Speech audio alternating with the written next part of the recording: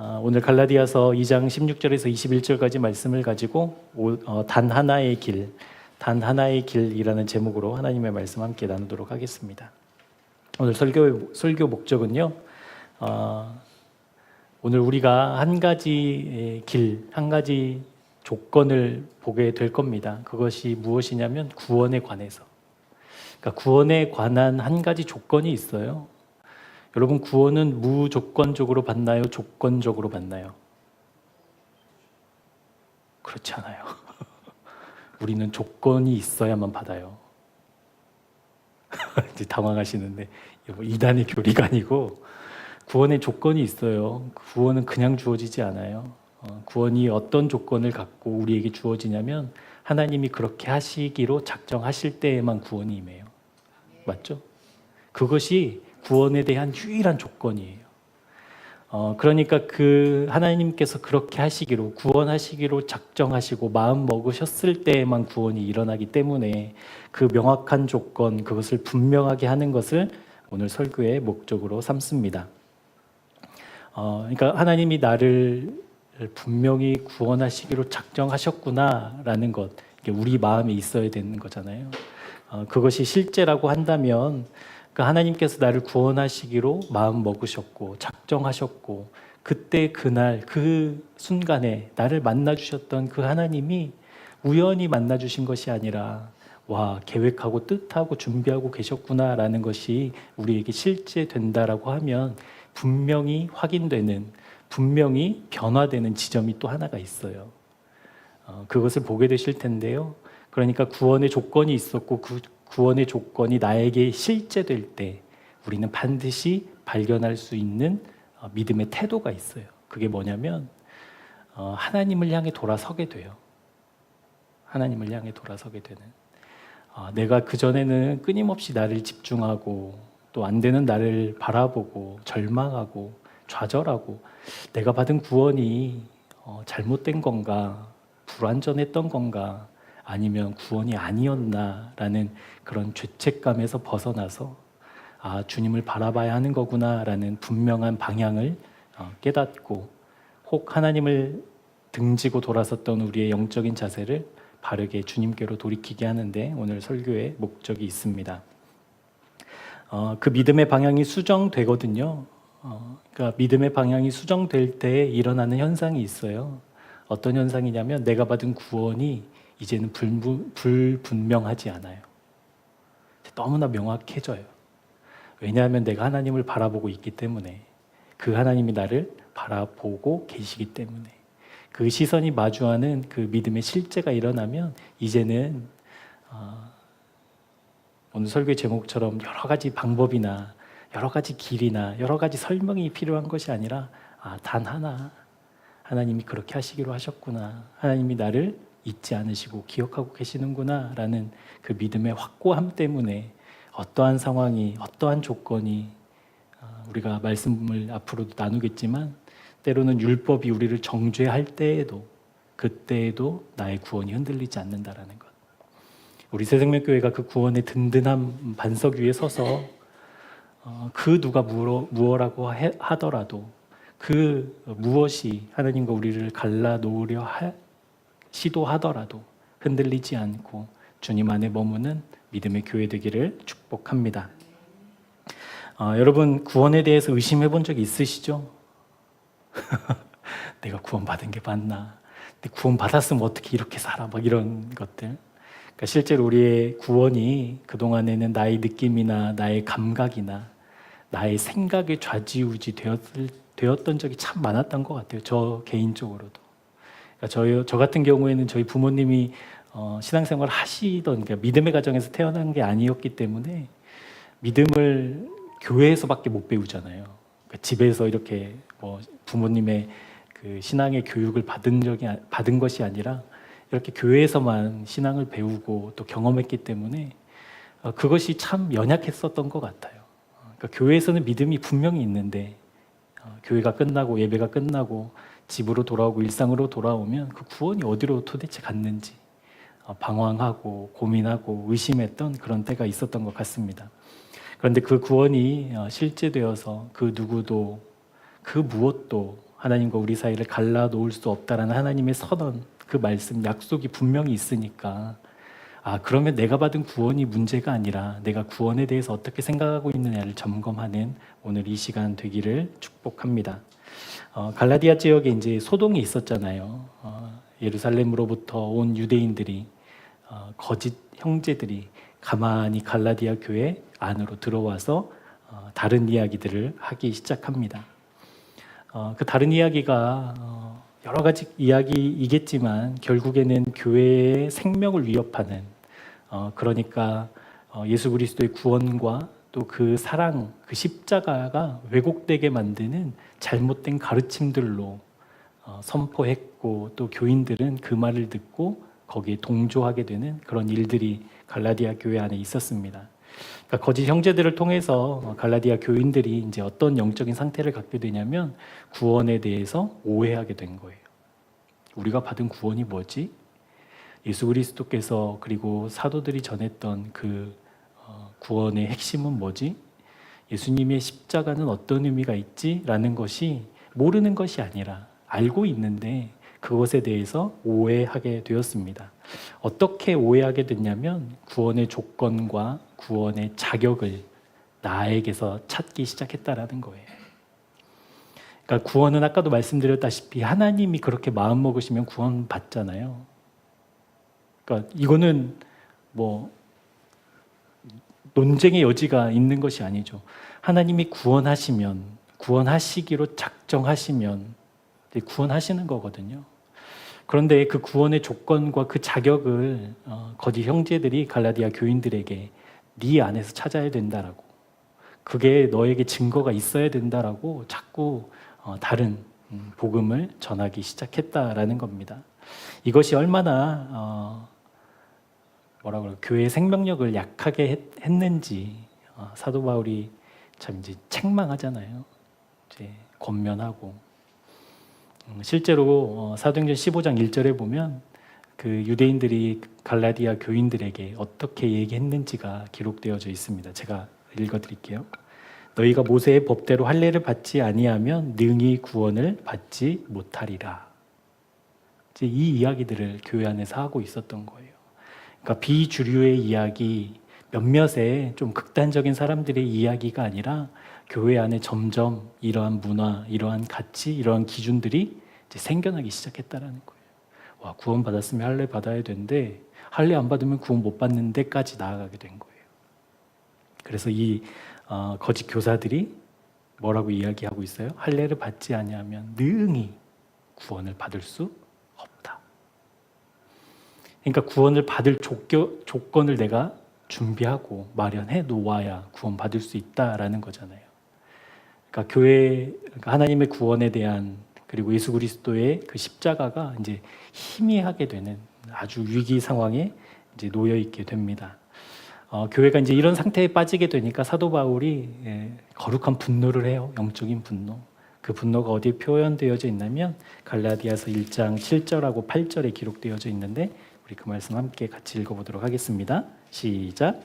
다른 복음은 없나니 다만 어떤 사람들이 너희를 교란하여 그리스도의 복음을 변하게 하려 함이라. 그러나 우리나 혹은 하늘로부터 온 천사라도 우리가 너희에게 전한 복음 외에 다른 복음을 전하면 저주를 받을지어다. 여기에서 말하는 저주는 어떤 의미가 있냐면요. 여러분 어떤 이미지예요? 저주. 무섭고 그렇죠? 근데 원어적으로 보면 이 저주는 어떤 의미가 있냐면 파면의 상태예요. 파면. 그냥 파면이 아니에요. 파면됐다가도 복직되는 경우들이 많이 있는데 파면하다라는 뜻도 있지만 또 하나의 뜻은 뭐냐면 영구제명이라는 뜻도 있어요. 그러니까 저주가 그냥 뭐 회초리 잠깐 맞아서 울고불고 잘못했어 해서 손 들고 서 있고 이 정도의 저주가 아니라 다시는 하나님께 돌아올 수 없는, 그러니까 다시는 하나님께 돌아올 수 없는 정도의 징계, 저주를 받는 대상이 누구예요? 다른 복음을 전하는 그 존재가 뭐라고 할까요? 천사라고 할지라도, 하나님을 섬기고 예배를 주관하는 천사라고 할지라도 그가 전하는 복음이 복음이 아니라 다른 복음이라고 한다면 영구제명. 사도 바울이 왜 이렇게까지 이야기를 하고 있나, 왜 이렇게 과격하게 표현하고 있나를 생각해 보면 사도 바울이 교회를 향한, 예수 그리스도를 향한, 그리고 그 십자가를 향한 마음이 얼마나 순결했는지를 우리가 엿볼 수 있죠. 우리 민호 목사님 화를 잘 안 내시잖아요. 몇 명은 이제 혼나기도 해서 이제 그럴 텐데 목사님 참 이렇게 온화해요. 믿어주세요. 그런데 목사님이 약간 이렇게 격양될 때가 있어요. 격양될 때. 그때가 언제냐면 이제 우리 주님에 대한 이제 좀 이렇게 말도 안 되는 것들, 뭐 그런 거 있잖아요. 교회 안에도 이렇게 적당히 타협하려고 하는, 그리고 교묘하게 이렇게 말을 섞고 막 이럴 때 제가 옆에서 보면 이렇게 목사님이 격양될 때가 있어요. 그러니까 그런 분노가 사도 바울에게 있었다라는 거예요. 교회가 주님의 피값으로 세워주신 교회였고, 교회는 우리가 계속 반복해서 보지만 머리 대신 주님이 주인이신데, 그것이 아니라 이제는 예수 그리스도의 그 십자가가 희미해지고 하나님의 구원의 그 조건과 자격이 이제는 사람으로 옮겨가는 그 안타까운 상황에 교회가 병들어가고 있을 때 사도 바울이 이렇게 이제 경고했다라는 거예요. 저주를 받는다고, 영구 제명된다고, 하나님께 다시 돌아올 길이 없다라고. 여러분, 거짓 형제들이 그 갈라디아 교인들에게 예수님에 대한 이야기를 하지 않은 것이 아니었어요. 구원에 대해서 부정한 것이 아니었어요. 주님의 몸된 교회를 뭐 비난하거나 조롱하거나 아니면 불필요하다고 주장했던 것도 아니었어요. 거짓 형제들이 전했던 다른 복음은 아주 사소한, 아주 약간의 변형된 복음이었다라는 거예요. 이것이 왜 중요하냐면 여러분, 복음을, 그러니까 뭐라고 할까요? 원래 복음이 있었는데 이 복음이 이제 변형되고 변질될 때 이것을 그냥 가볍게 여길 것이 아니라 실제로는 이것이 누구의 장난인가를 우리가 봐야 되거든요. 누가 복음을 변질시킬까요? 누가 복음을 교묘하게 아주 약간의 변형 누가 할까요? 그냥 얘기하셔도 돼요. 누구예요? 사탄 마귀. 여러분, 사탄 마귀는 그 일하러 지금 공중의 권세 잡고 있는 거잖아요. 복음이 아니야. 복음이 사실은 그런 게 아니야. 이런 식의 말들로 하나님의 복음을, 예수 그리스도의 복음을 교묘하게 거짓말하고 있다라는 겁니다.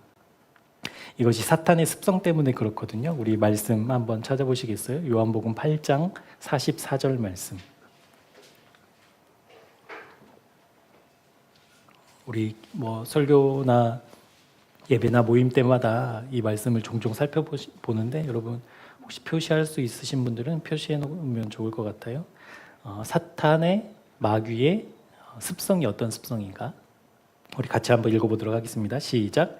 너희는 너희 아비 마귀에게서 났으니 너희 아비의 욕심대로 너희도 행하고자 하느니라. 그는 처음부터 살인한 자요 진리가 그 속에 없으므로 진리에 서지 못하고 거짓을 말할 때마다 제 것으로 말하나니 이는 그가 거짓말쟁이요 거짓의 아비가 되었음이라. 그러니까 갈라디아 교회 안에 가만히 들어온 거짓 형제들이 사탄의 하수인처럼 들어와서 가만히 예수 그리스도의 십자가에 대해서, 복음에 대해서, 구원에 대해서 교묘한 거짓말들로 이제 오염시키기 시작했다라는 겁니다. 할례가 얼마나 중요한지 아느냐며, 할례를 받지 않으면 능히 구원을 받을 수 없다라며 그런 말들을 공공연하게 주장하고 있는 그들의 가르침은 그거였습니다. 너희들이 구원받았다라고 한다면, 정말 구원이 진짜라고 한다면 그 할례의 증거가 있어야 된다라고. 그것이 없으면 구원받은 것이 아니다라고 이야기했다라는 거예요. 여러분, 구원의 동기는 어디에 있죠? 구원의 동기. 구원이 어디서부터 시작돼요? 하나님으로부터 시작하잖아요.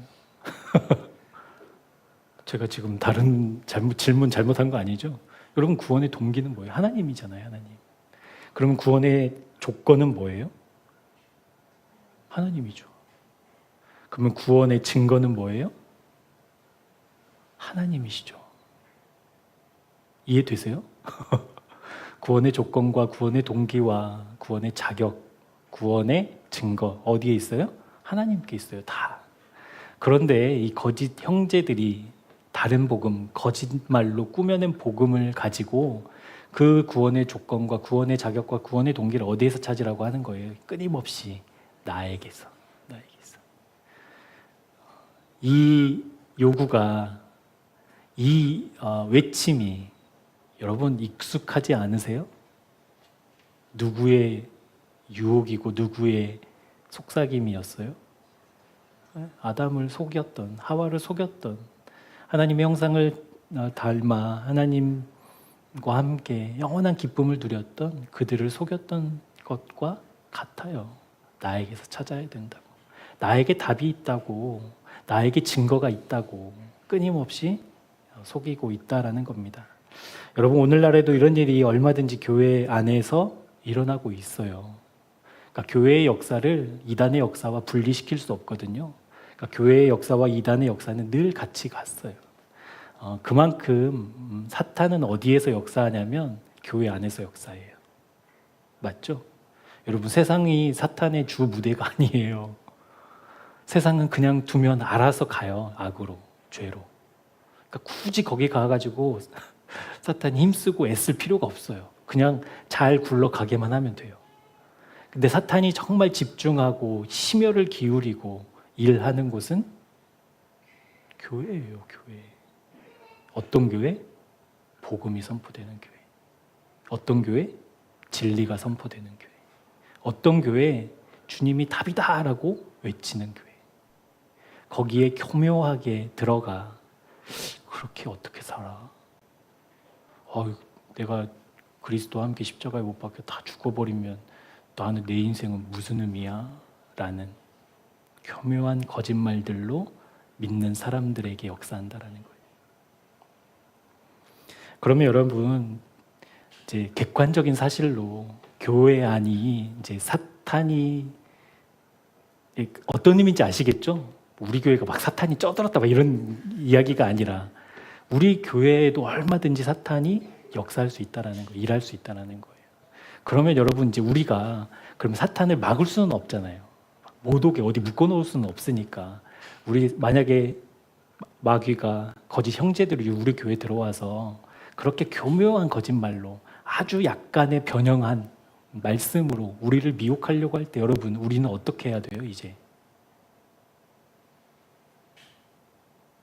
어떻게 할 거예요? 그런 사람이 한 명 있으면 어떻게 할 거예요, 여러분? 물리쳐요.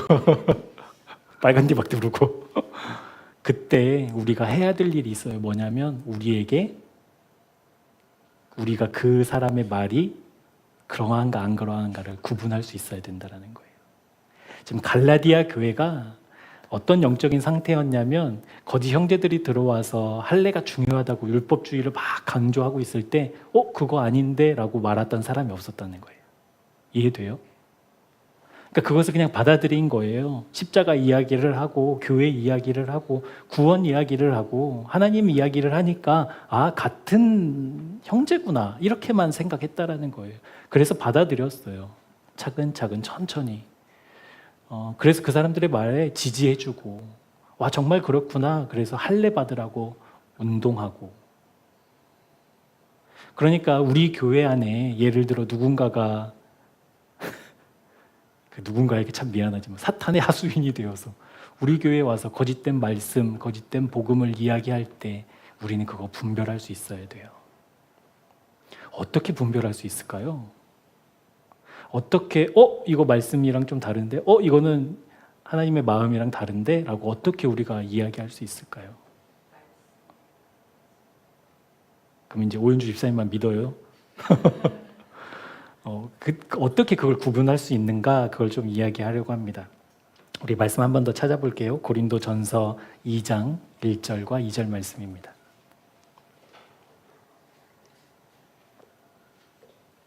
고린도전서 2장 1절과 2절 말씀 우리 같이 합독하도록 하겠습니다. 시작. 형제들아, 내가 너희에게 나아가 하나님의 증거를 전할 때에 말과 지혜의 아름다운 것으로 아니하였나니 내가 너희 중에서 예수 그리스도와 그가 십자가에 못 박히신 것 외에는 아무것도 알지 아니하기로 작정하였습니다. 아멘. 그러니까 교묘하고 아주 약간의 변형된 그런 말씀을 구분지을 수 있는, 분별할 수 있는 이유는, 그 근거는 어디에 있냐면 우리 안에 명확한 기준이 있어야 된다는 거예요. 명확한 기준. 그러니까 예를 들면 이런 거예요. 이 마이크가 한 30cm 되는 것 같다. 그러면 이제 막 여러분들이 막 의견이 분분해. 아니에요, 그거 27cm예요. 아니에요, 35cm예요. 막 이러면서 의견이 분분해. 그런데 30cm 자를 딱 대보면 여러분 이게 몇 cm인지 불분명해요? 대보면 정확하게 알죠. 근데 딱 재봤더니 33cm였어. 근데 이제 예진 집사님이 아닙니다, 그거 35cm입니다. 제가 정확하게 알고 있습니다. 35cm입니다. 그런데 이걸 딱 대서 보여줬어. 33cm인지. 그런데 35cm라고 하면 어떻게 해요? 그걸 어떻게 해요? 우리 이걸로 그냥 패버려. 그러니까 우리가 그것이 이것이 어느 정도지라는 답은 어디에 있는 거예요? 여기에 있지 않아요. 기준에 있어요. 기준에. 그러니까 우리가 어떠한 기준을 갖고 있어야 하냐면 하나님에 대한 명확한 기준을 갖고 있어야 돼요. 근데 그 명확한 기준이 오늘 설교의 제목이에요. 딱 하나예요. 하나. 다른 기준이 없어요. 그러니까 다른 그럴듯한 어떤 말로 기준 비스무리한 게 아니라 우리에게는 단 하나의 기준, 하나님이라는 기준이 우리 안에 명확히 있어야 한다는 사실입니다. 그렇다라고 한다면 구원에 관해서, 복음에 관해서, 또 생명에 관해서 우리가 여러 이야기들 중에, 또 여러 설명 중에, 여러 교리적인 해석 중에 그 중에 하나를 취하는 것이 아니라 실제 우리는 그것을 뛰어넘는, 그것이 바른지 옳은지, 그것이 때로는 허술한 부분이 있는지 없는지를 알 수 있는 그 명확한 기준인 단 하나의 조건, 그 무엇으로도 대체할 수 없는 그 기준, 그것이 있어야 된다는 거예요. 그런데 오늘 사도 바울은 고린도전서 2장 1절과 2절 말씀에서 그 기준이 무엇이라고 이야기하고 있어요? 그 기준, 우리 2절 말씀 한번 다시 보시겠어요? 눈으로? 그러니까 사도 바울이 다른 것 다 필요 없어, 나는 이것만 알 거야 라고 했던 게 뭐였죠? 예수 그리스도와 그의 십자가에서 돌아가신 것, 죽으신 것. 그러니까 예수님과 십자가만 기준이었다라는 거예요. 맞죠? 그러니까 그것이 저와 여러분의 기준이어야 돼요. 예수님과 십자가. 예수님과 십자가. 예수님께서 온 세상을 구원하시기 위해서 구원자가 되셨죠. 그리고 그 구원을 이루시기 위해서 고통스러운 십자가를 짊어지시고 실제 그 십자가에서 숨을 거두신 그 역사적인 사실을 내가 알았다, 나는 그것만 알겠다라고 이야기한 게 아니라 사도 바울에게 있어서 구원의 기준, 그것은 무엇이었냐면 예수 그리스도와 그의 십자가를 통해 비로소 하나님께 갈 수 있는 하나님이 그 기준이었다라는 거예요. 하나님. 그러니까 사도 바울의 구원의 기준은 하나님이에요. 언제나 하나님이셨어요. 그런데 예수님과 그 십자가를 왜 이야기하고 있는가? 여러분, 우리가 하나님께 가야 되잖아요. 그것이 구원이잖아요. 여러분, 구원이 뭐예요? 구원을 어떻게 설명할 수 있어요? 우리 예진 집사님, 구원이 뭐지요?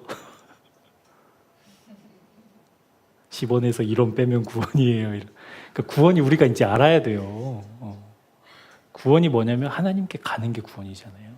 하나님께 가는 것. 근데 우리가 우리의 힘으로 우리의 자력으로 하나님께 갈 수 있어요? 무엇으로만 갈 수 있죠? 누구를 통해서만 갈 수 있죠? 그러니까 그 얘기를 지금 사도 바울이 하고 있는 거예요. 예수 그리스도와 그 십자가가 아니고서 하나님은 볼 수 없어요. 그러니까 그것만 아는 것이 이해라고. 나는 그것만, 오직 그것만 알겠다라고 이야기하고 있는 거거든요. 내가 죄를 짓지 않고 악한 습관이 끊어지고 불같이 화를 내던 내가 어느 날 갑자기 온유한 사람이 되는 것이 구원이 아니라 이제는 세상에 대해서 별로 욕심도 없어지고 사는 것도 별로 의미가 없고 이게 구원이 아니라 구원은 하나님을 마주하는 것이 구원입니다. 그러면 그 구원이 이루어지는 유일한 통로, 유일한 방법, 유일한 길, 그러니까 예수 그리스도와 그 십자가만 알면 돼요, 구원은. 그런데 우리는 어떻죠? 예수님도 알아야 되겠고 돈 굴러가는 세상도 알아야 되겠고 성공하는 길이 어디 있는지 알아야 되겠고 어떻게 살아야 사람들에게 인정받는 삶인지 기웃거리고. 그러니까 사도 바울의 말이 다르잖아요. 오직 예수 그리스도와 그가 달려 십자가에서 죽으신 것 외에는 아무것도 알기를 원치 않았다. 아무것도 알려고 하지 않는다. 이게 구원에 대한 기준이었다라는 거예요. 그러면 그 기준에 이제 우리의 삶을 대보자고요. 오직 예수 그리스도와 십자가에서 그가 죽으신 것 외에는 그 기준에 우리 삶을 오늘 하루를 대보자고요.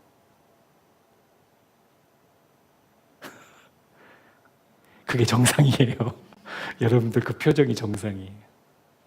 그러니까 그 기준이 명확해야만 이제 우리가 우리의 삶을 제대로 알 수 있지요. 만약 그 기준을 안 되면 나 그래도 오늘 꽤 잘 살았는데 자부심 느끼면서 이제 허송세월을 보내게 되는 것이죠. 그러니까 사도 바울에게 그 명확한 기준, 예수 그리스도와 십자가, 그것을 통해서만 하나님 마주하는. 그러니까 이것은 그냥 단순히 사도 바울의 기준뿐만이 아니라 지금 우리가 주님을 따라가는 사람, 구원받은 사람, 믿음의 사람이라고 한다면 우리 모두도 그 기준의 잣대를 우리의 삶에 대해 보아야 한다라는 사실입니다. 여러분, 하나님을 만나기 위해서 다른 방법이 있습니까? 다른 길이 있습니까? 없어요. 십자가를 통과하는 사람만 하나님 만날 수 있어요. 십자가에서 주님과 함께 연합한 사람만 하나님을 볼 수 있어요. 그리고 그것이 진짜 구원이에요. 그런데 우리가 참 구원에 대해서 오해 많이 했잖아요. 죽으면 천국 가는 걸로. 그래서 지금 당장 내가 교통사고 나서 꽥 하고 죽어도 나는 지옥에 안 떨어져. 이거 막 확신하면서 살잖아요. 어디에서? 세상에서. 하나님 없이. 불과 저도 아까도 말했지만 교회에서 배웠던 믿음과 신앙이 그런 건 줄 알았어요. 근데 천국을 못 갈 것 같다. 그러면 두려운 거죠, 이제. 어디서부터 잘못됐지, 이러면서. 내가 죄를 지어서 그렇구나. 그래서 죄를 안 지으려고 부단히 노력하지만 자고 일어나면 또 죄 짓고. 그러니까 그 방법이 그게 없다니까요. 오직 예수 그리스도와 함께 십자가에서 내가 연합했을 때 거기에서 내가 죽었음을 확인하고 실제된 사람만, 그 변하지 않는, 그 누구도 변개할 수 없는, 그 누구도 논쟁하고 논리적으로 무너뜨릴 수 없는 그 완전하신 구원하심을 비로소 보게 된다라는 것이죠. 그렇기 때문에 사도 바울이 예수 그리스도와 십자가에서 못 박힌 것 외에 아무것도 알지 않겠다라고 선언합니다. 하나님 앞으로 가기 위해서는 이것만이 길이기 때문에 그렇습니다. 그럼 여러분, 우리가 지금 한번 우리의 구원을 점검해 보자고요. 무엇을 위해서 하나님께 부르짖고, 무엇을 위해서 하나님께 간구하고, 무엇을 위해서 하나님께 그렇게 애쓰고 있는지, 어디를 향하고 있는지, 내 마음은 도대체 무엇을 원하고 있는지 꼭 점검해 보셨으면 좋겠어요. 그러니까 십자가를 통과하지 않고는 하나님을 볼 수 없기에 사도 바울이 오직 그것만 알기를 알았다. 죄송해요. 황사가 심해서 머리가 잘 안 돌아가네. 오직 내가 예수 그리스도와 그가 십자가에서 죽으신 것 외에는 알고 싶지 않다라고 이제 이야기를 한 거니까. 이렇게 비유를 좀 들어볼게요. 저와 제 아내의 사이에서 난 자식이 이제 저희 자식이잖아요. 저희 자식이 되려면 길은 딱 하나밖에 없어요. 그렇죠? 저희 아내가 배가 불러서 아이를 낳을 때만 우리 자식이에요. 우리 자녀예요. 다른 길이 있어요? 입양하면 되죠. 그럼 그거는 그냥 마음적으로, 심리적으로 자기 자식인 거지. 실제 유전자는 다 달라요. 그러니까 실제로 우리 자식이 되려면 우리 부부 사이에서 나오는 자녀만이 우리 자식이잖아요. 그러니까 실제로 우리가 하나님의 자녀가 되려면 오직 십자가 외에는 그게 안 된다니까요. 근데 다른 조건들을 막 내놓는 거예요. 지금 교회 안에서 할례 받아야 돼, 헌금해야 돼, 봉사해야 돼, 직분 받아야 돼. 마치 그런 것이 하나님께 갈 수 있는 길인 양. 그게 다른 복음이었다라는 뜻입니다.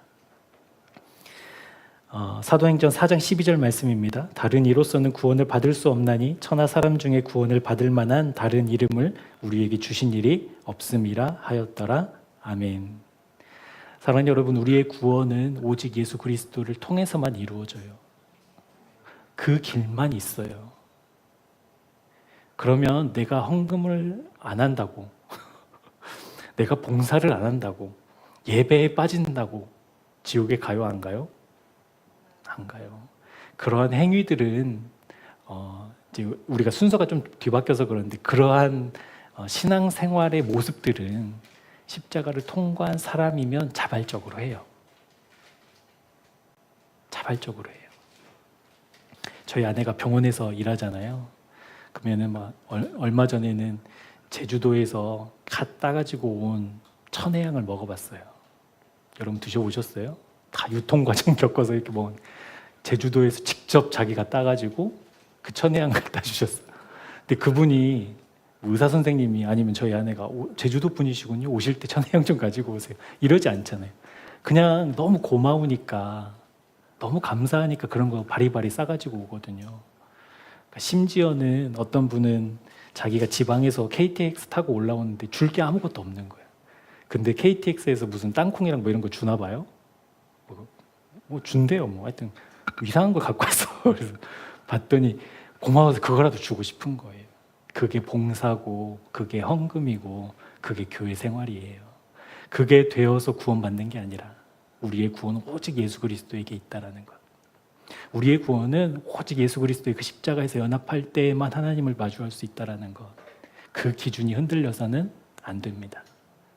그러니까 여러분 딴소리하면 교회 안에서 딴소리하면 예수 그리스도와 십자가 외에는 나는 알기를 원치 않습니다. 이렇게 말씀하셔요.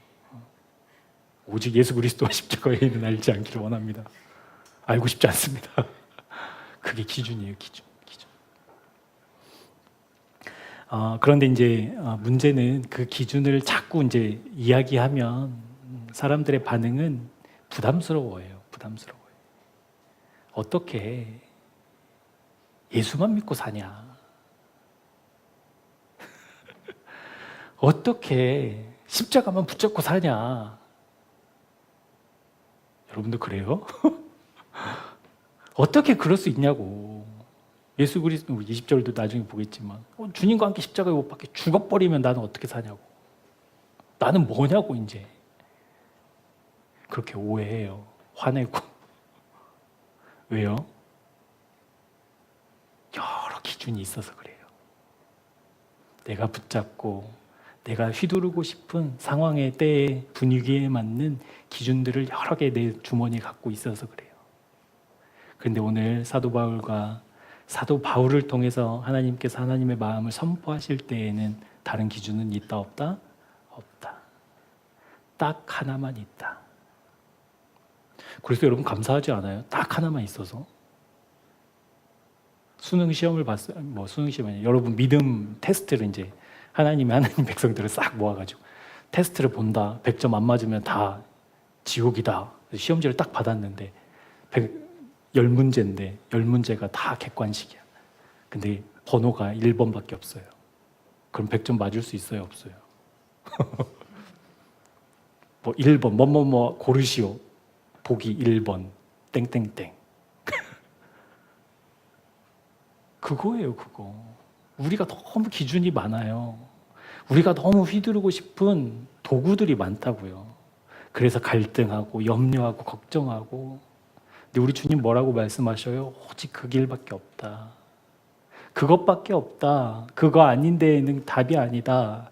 라고 명확하게 얘기하고 있음에도 불구하고 그것을 실제 예수 그리스도를 통해서 확증해 보여주셨음에도 불구하고 갈라디아 사람들은 그것이 아닐 수도 있지 않을까? 이제 이렇게 된 거라는 거예요. 구원에 대한 유일한 기준이 16절 말씀에 나옵니다. 우리 16절 말씀 같이 한번 읽어볼게요. 시작. 사람이 의롭게 되는 것은 율법의 행위로 말미암음이 아니요 오직 예수 그리스도를 믿음으로 말미암는 줄 알므로 우리도 그리스도 예수를 믿나니 이는 우리가 율법의 행위로서가 아니고 그리스도를 믿음으로써 의롭다함을 얻으려 함이라. 율법의 행위로서는 의롭다함을 얻을 육체가 없느니라. 아멘. 갈라디아 교회에 퍼진 복음과 구원에 대한 오해, 그것이 오직 하나였다라는 것을 이야기하고 있어요. 그러니까 십자가의 기준이 하나 있었고 갈라디아 교회 안에는 또 다른 기준이 뭐였냐면 사람의 노력과 애씀. 그렇지 않다라는 걸 사도 바울이 지금 16절을 통해서 이야기하고 있는 거예요. 다른 기준은 없다니까. 다른 방법은 없다니까. 다른 길은 아니라니까. 오직 예수 그리스도를 통해서만 우리 구원받을 수 있다니까. 오직 그 하나의 기준, 오직 그 한 길, 그것이 실제 우리의 삶에서 경험되어지고 체득되어질 때 나타나는 변화가 있습니다. 어떤 변화냐면 이제는 구원의 조건이 나에게 달려있지 않음이 너무나 명확해요. 그렇죠? 오늘 말씀 16절 끝에 보면 율법 행위로서는 의롭다함을 얻을 육체가 없어요. 그게 이제 실감나요. 아, 나는 안 되는구나. 나라는 존재 자체는 구원 친화적인 게 아니라 죄의 친화적이구나라는 것을 분명하게 깨닫게 돼요. 그래서 그 자격을 나에게서 찾을 수 없기 때문에 이제 나타나는 현상이 무엇이냐면 그 구원의 이유 되시는, 그 구원을 반드시 이루고야 마시는 하나님을 점점 집중하고 주목하게 된다는 거예요. 그런 영적인 변화가 실제로 일어나요. 그러니까 끊임없이 나를 바라보면서 좌절하고 절망하고 후회했던 내가 이제는 답이 나에게는 없구나. 그래서 답이신 하나님을 주목한다라는 것. 여러분, 그런 영적인 삶의 변화가 꼭 있었으면 좋겠습니다. 언제 어디서나 내가 믿는 사람이니까가 아니라 내가 믿는 하나님을 먼저 바라보는, 먼저 의식하는 그 영적인 기준 분명하게 세워지기를 축복합니다. 우리 17절과 18절 말씀도 한번 같이 읽어볼게요. 시작. 만일 우리가 그리스도 안에서 의롭게 되려 하다가 죄인으로 드러나면 그리스도께서 죄를 짓게 하는 자냐? 결코 그럴 수 없느니라. 만일 내가 헐었던 것을 다시 세우면 내가 범법한 만드는 것이라. 그러니까 하나님을 믿는 믿음의 사람이 경건하면 경건할수록 제대로 살려고 하면 제대로 살려고 할수록 죄책감에 빠지기 쉽거든요. 그러니까 죄책감의 이유가 있어요. 이유가 뭐냐면 나를 집중할 때. 그러니까 믿음의 사람에 있어서 믿음의 사람에게 죄책감 꼭 필요한 감각이거든요. 그러니까 내가 죄를 지었는데 죄를 지었는지도 모르면 안 되잖아요. 그러니까 죄책감 꼭 필요한데 이 죄책감이 나타날 때 이제 두 가지 현상이 나타나요. 하나는 내가 나를 주목하는 현상으로 나타나요. 죄책감이 생길 때. 그러니까 이 사람의 특징은 뭐냐면 끝없이 동굴 안으로 들어가요. 그러니까 그 어둠이 점점 더 깊어져요. 죄책감이 찾아올수록 그 사람에게 점점 웃음이 사라져. 밝음이 사라져. 여러분, 우리 교회에 이제 귀한 간증들이 있잖아요. 하나님 믿기로 하고 사람이 점점 변화되는 모습을 이렇게 우리 실제로 보잖아요. 그러니까 죄책감이 오면 그게 이제 점점 사라져요. 그게 왜 그러냐면 끊임없이 연약한 나를 주목하기 때문에 그렇거든요. 그러니까 인정은 해요. 내가 그럴 수밖에 없다라는 것. 그런데 그것이 용납은 안 돼. 근데 용납이 안 되면 어떡해요? 실망할 수밖에 없죠. 우리는 그런 존재가 아니니까. 우리는 죄를 지을 수밖에 없는 죄와 완전 친한 그런 존재이니까 그러니까 그것이 용납이 안 되면 이제 계속 힘들어질 수밖에 없어요. 우울감이 찾아오고 무기력해지고. 두 번째 특징으로 죄책감이 찾아올 때 그런 나를 주목하는 사람이 아니라 이제 어떤 사람이 있냐면 하나님을 주목하는 사람이 있어요. 죄책감이 찾아올 때. 그것이 19절 말씀이거든요. 내가 율법으로 말미암아 율법에 대하여 죽었나니 이는 하나님에 대하여 살려 함이라. 하나님을 주목하는 사람은 그런 나를 어디로 가지고 가냐면 십자가로 가지고 가요.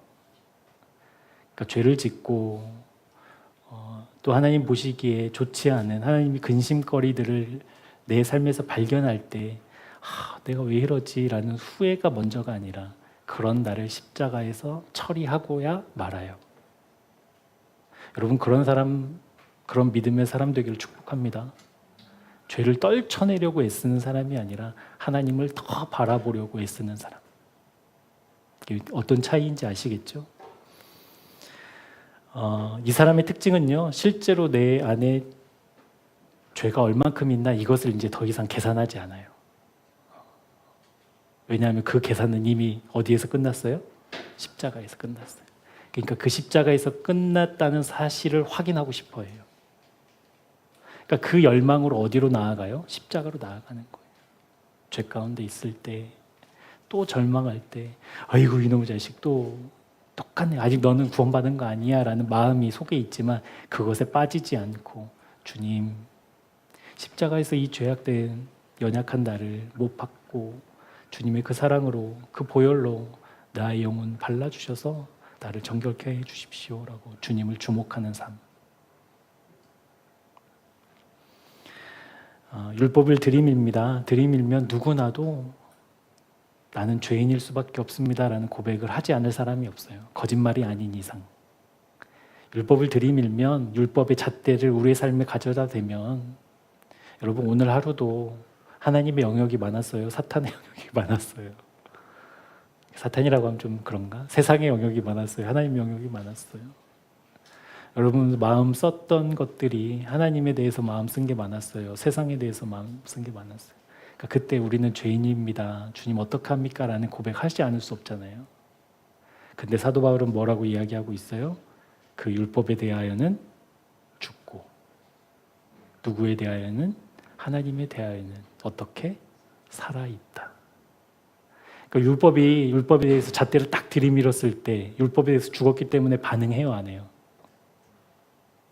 그러면 하나님에 대해서 살아있기 때문에 하나님께 대하여는 반응은 하죠. 반응하죠. 하나님은 무슨 말씀을 하시는가? 하나님의 마음은 무엇인가? 하나님의 뜻과 계획은 무엇인가? 그것에 반응하는 것. 근데 우리는 어디에 반응해요? 철저하게 객관적으로 죄인인 나에 반응하잖아요. 나에 반응하잖아요. 하나님에 대하여 살아있는 하나님의 마음에 반응하고 하나님의 말씀에 반응하는 율법에 대하여는 죽고 하나님에 대하여는 살아있는 새생명교회 교우들 되기를 주님의 이름으로 축복합니다. 그 삶이 20절의 말씀이에요. 그 유명한 갈라디아서 2장 20절 말씀. 내가 그리스도와 함께 십자가에 못 박혀 죽었다. 이것이 율법에 대해서 죽었다라는 의미거든요. 이제 내가 사는 것은 누구로 살아요? 내 안에 살아계셔서 역사하시는 예수 그리스도로 말미암아 산다. 이게 하나님에 대하여 살아있다라는 거거든요.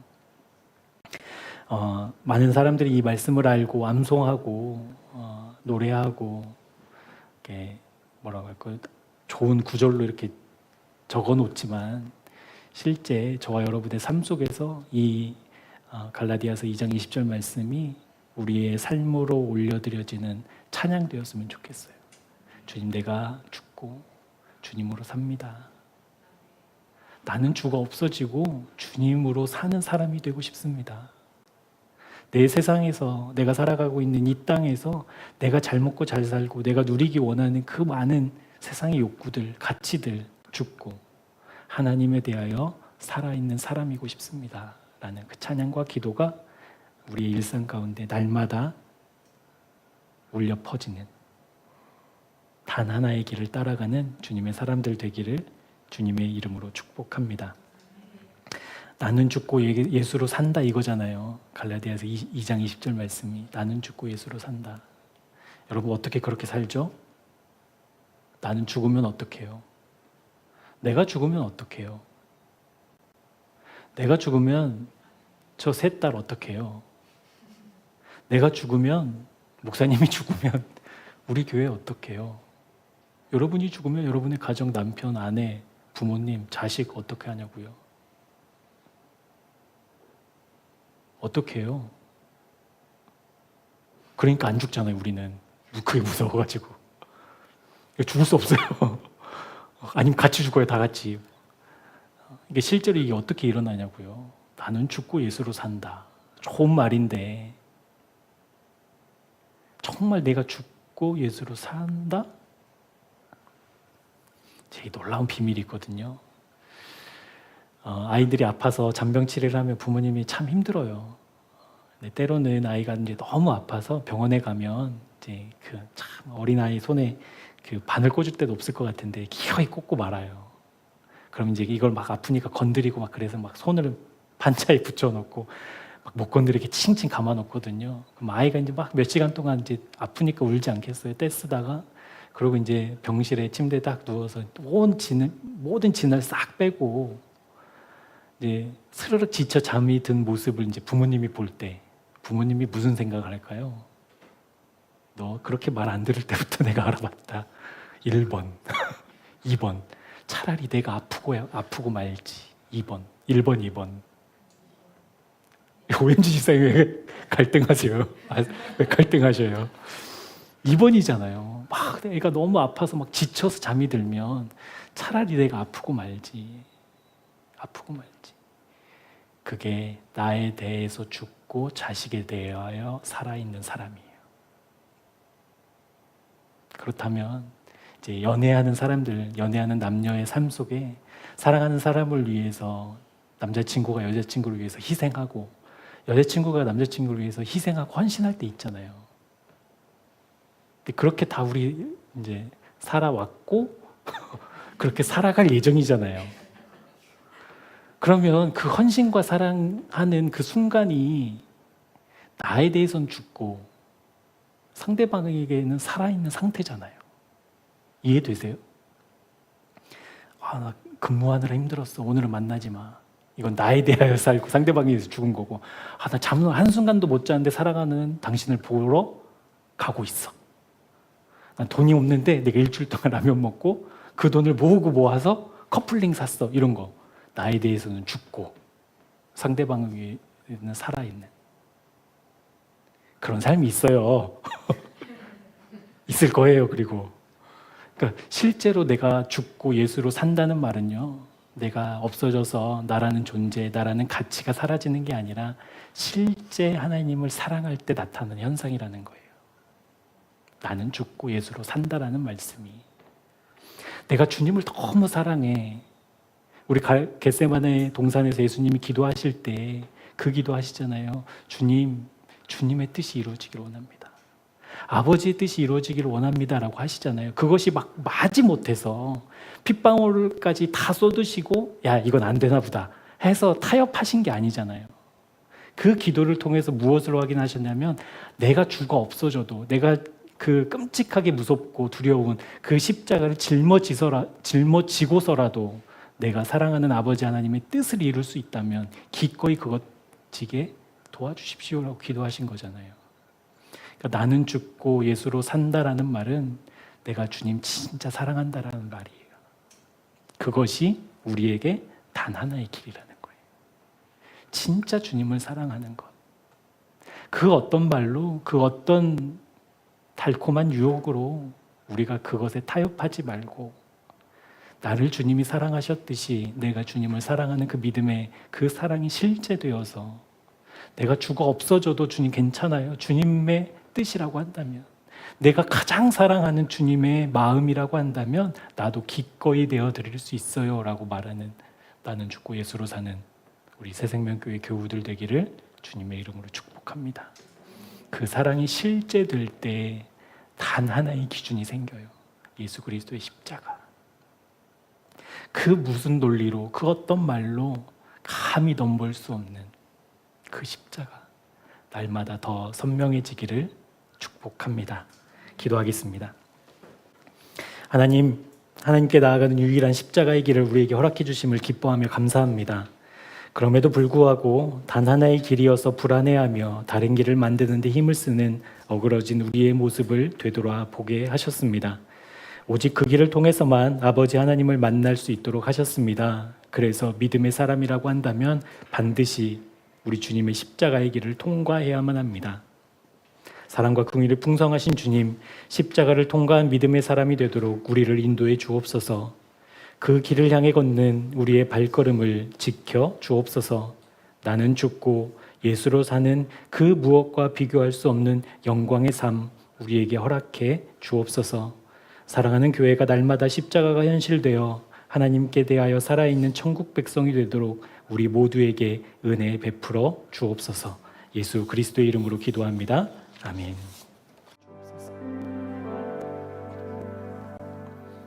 하나님, 우리에게 구원을 받을 다른 이름을 허락하지 않으셨습니다. 오직 예수 그리스도의 십자가를 통과해야만 우리는 하나님 아버지 앞으로 나아갈 수 있습니다. 그래서 우리에게는 가장 먼저 주님이 현실되어야 합니다. 그 어떤 상황에서나 그 어떤 느낌보다도 말씀하시고 그 말씀을 이루시는 하나님이 현실되어야 합니다. 하나님, 우리에게 은혜를 베풀어 주셔서 오직 한 길, 십자가의 길을 걷는 우리 모든 일상이 되도록 선한 목자 되어 주옵소서. 달콤한 거짓 가르침에 속아 넘어가지 않도록 분명한 십자가의 기준으로 살아가는 우리 모두가 되게 하여 주옵소서. 나에게는 소망이 없으니, 나에게는 가망이 없으니, 나에게는 자격을 찾을 수 없으니 나를 집중하는 시선과 마음을 십자가에서 처리하고 구원을 이루시는 하나님을 향해 반듯하게 서는 새생명교회 되도록 인도해 주옵소서. 그 십자가에서 주님과 함께 연합해 하나님의 사랑이 실제가 되는 그 날을 사모하며 기다립니다. 주여, 우리 모두에게 하나님의 말씀을 분명히 이루어 주옵소서. 이제는 우리 구주 예수 그리스도의 은혜와 하나님 아버지의 측량할 수 없고 변하지 않으시는 사랑하심과 우리 마음에 임재하셔서 이끌어 가시고 인도하시는 성령님의 역사가 다른 길, 다른 방법을 십자가에서 처리하고 오직 주님을 바라보기 원하는 하나님의 사람들 위해 지금부터 영원토록 함께 하옵시기를 간절히 축원하옵나이다. 아멘.